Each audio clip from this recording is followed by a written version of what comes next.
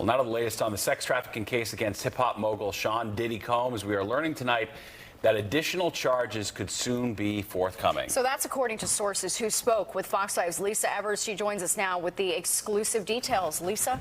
Well, Steve and Natasha, multiple sources tell me that a federal grand jury is hearing testimony from new witnesses, including some who are being flown in from out of state.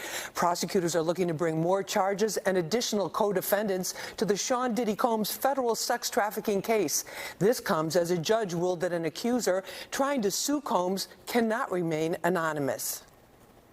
Fox 5 cameras were rolling to catch former Diddy associate Courtney Burgess as he walked with his attorney Ariel Mitchell into federal court to testify before a grand jury, hearing from witnesses about potential new charges.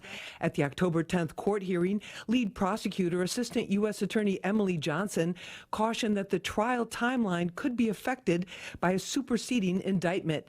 That would make the case wider in scope and more complex, says attorney and former prosecutor Eric Faddis. So the original indictment that has already been issued lists the charges against Diddy.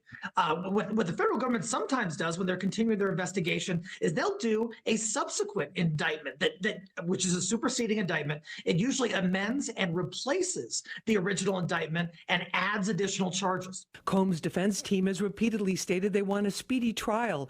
New charges in a superseding indictment could slow that down. The trial's scheduled for May 2025, but if there are charges that add a completely new dimension to this case, which I think is reasonably likely, that could cause both sides to need more time to do investigation, locate additional witnesses, procure additional evidence. New charges could also bring more people in as defendants, says Faddis. There is a RICO case that is charged against Diddy. That necessarily contemplates a criminal enterprise, other affiliates, potentially other associates who could be roped in to this entire thing. As the criminal case moves forward, the number of civil lawsuits against Diddy continues to grow.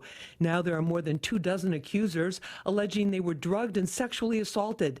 This week, a federal judge ruled that a woman identified only as Jane Doe, who claimed Diddy allegedly raped her, must file paperwork with her real name by November 13th, or the suit would be dropped. Even though the allegations might be private and sensitive, the general rule is to have that individual identified, and that's what the court is ordering here. Former Diddy associate Courtney Burgess came out of court with his attorney Ariel Mitchell after testifying before the grand jury. We both was in the music business for 30 years together. Just to give testimony to the grand jury, he was subpoenaed by the court, so as we all know, if you don't answer a subpoena, the marshals will come to your house as they came to his house and they will bring you here.